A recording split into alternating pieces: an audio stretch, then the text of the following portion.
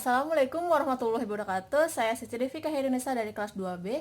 Saya akan meresumum materi hukum pidana yang disampaikan oleh Ibu Profesor Dr. Haji Heni Nuraini SHMH dan asisten dosennya yaitu Bapak Dr. M. Rendi Aridaya di SHMH tentang bab 4, yaitu mengenai hubungan sebab akibat atau kausalitas dan kausalitate. Kausalitas dalam literatur hukum pidana termasuk ke dalam unsur objektif. Ajaran kausalitas memiliki peran dalam dua hal. Yang pertama, untuk menentukan hubungan antara sebab akibat atau ada tidak adanya peristiwa pidana atau tindak pidana.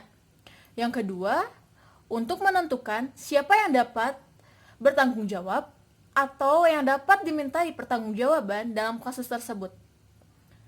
Dalam teori hukum pidana, ada 3 ajaran kausalitas.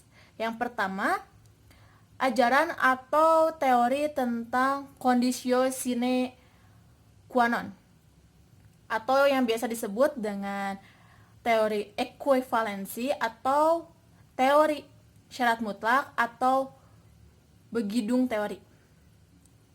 Teori ini berasal dari Jerman yang diciptakan oleh von Bury.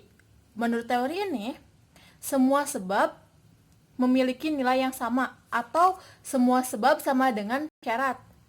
Maka, jika kita mempelajari teori ini, maka semua syarat antara syarat yang satu dengan syarat yang lain memiliki kedudukan yang sama. Teori ini pun sangat mudah diterapkan. Namun, teori ini memiliki kekurangan yaitu terlalu membentang ke belakang. Jadi teori ini sudah tidak diterapkan lagi di hukum pidana. Dikarenakan dalam teori ini sulit menentukan atau menemukan kesulitan dalam pembuktiannya. Yang kedua ada teori individualisasi. Dalam teori ini ada batasan antara syarat dengan sebab. Terdapat 2 tokoh dalam teori ini. Yang pertama ada Bigmeyer, yang kedua ada Binding.